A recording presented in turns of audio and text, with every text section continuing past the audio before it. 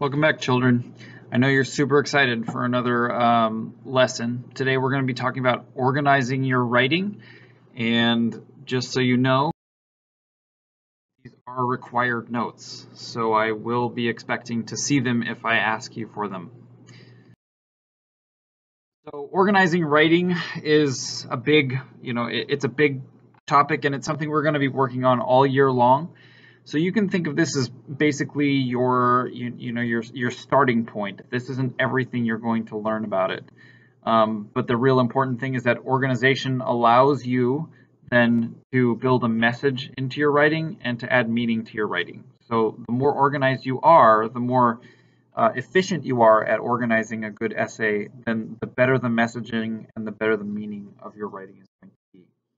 So this can help you because one of our goals right now is to learn to organize writing, especially with introductions, linked ideas, transitions, and a conclusion. Today we're going to be talking about introductions and conclusions specifically.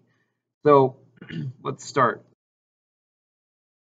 Basically what I'm going to give you is a checklist for your introduction and another checklist for your conclusion, and I'll talk about why those things are important. So writing is incomplete without an introduction that, check number one, grabs the reader's attention. So when when you think you're done, you need to go back to your writing and you need to look at your introduction and you need to say, does this grab my reader's attention? If it does, then you check that off. If it doesn't, then that's something that you need to fix before you actually call your writing done. You can do this by adding some kind of eye-opening fact. Sometimes there's something just really shocking about the topic that you're writing about. You can do it with vivid description. Maybe there's something really, like imagistic that you want to describe, that you want the reader to be able to see or to feel or to hear. Or what we call an illustrative anecdote is a short little story that kind of emphasizes what you're going for there. Another thing that an introduction is incomplete without is without giving the reader necessary background information on the topic. So in that first paragraph, once you've grabbed the reader's attention, you need to also make sure that you're telling the reader what the topic is and basic information that the reader needs to understand, so that when we read, the rest of the essay, we're not wondering, well, what the heck are they talking about there, right? Like you give the background information in the introduction.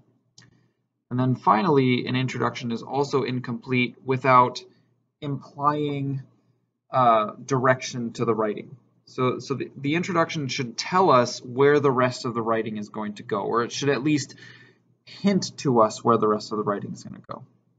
So we can do that with things that we call claims, thesis statements, policy proposals, or central ideas. Now, claims, thesis statements, and policy proposals, those are all things that are going to come up at a later date. So I'm going to focus right now on this central idea thing.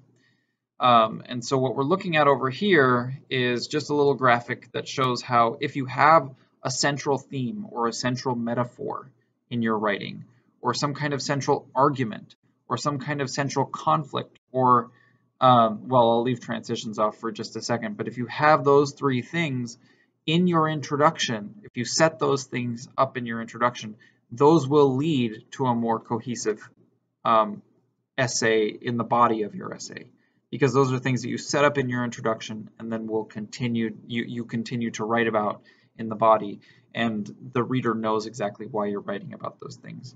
Transitions are a little bit separate, and of course you would use those also. You would transition between paragraphs and between sentences to link those central themes, those central arguments, or those central conflicts together so that the reader never loses track of them.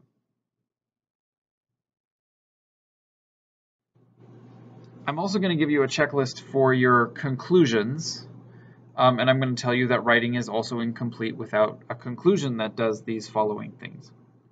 So a conclusion needs to remind the reader what they've learned. And I'm going to add on to that it doesn't just remind them what they've learned, it also does not repeat things. It reminds people without repeating what has already been said. Because remember, they just read it in the body of your essay. So that you don't need to say it again, You just need to kind of remind them of what they've learned. It needs to reiterate but not repeat main points, which is exactly what I just said, right? Like essentially these two check marks are almost the same thing. You're reminding, you're reiterating. Reiterate means that it comes up again, but you're not repeating what you've already said. You're just kind of like nudging the reader in the direction of, hey, remember we talked about this thing.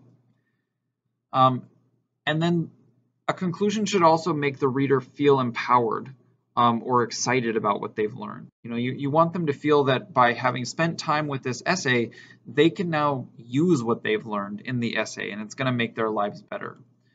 So you can do this by giving them a call to action. Hey, now you know this thing. Here's what you should do with this information. You can do this by applying it to their own life. Here's what this means for you in your life. And so as you're thinking about your reflection and completing your reflection for these notes, I really want you to think about this question. Based on your previous writing, what will you need to work on most?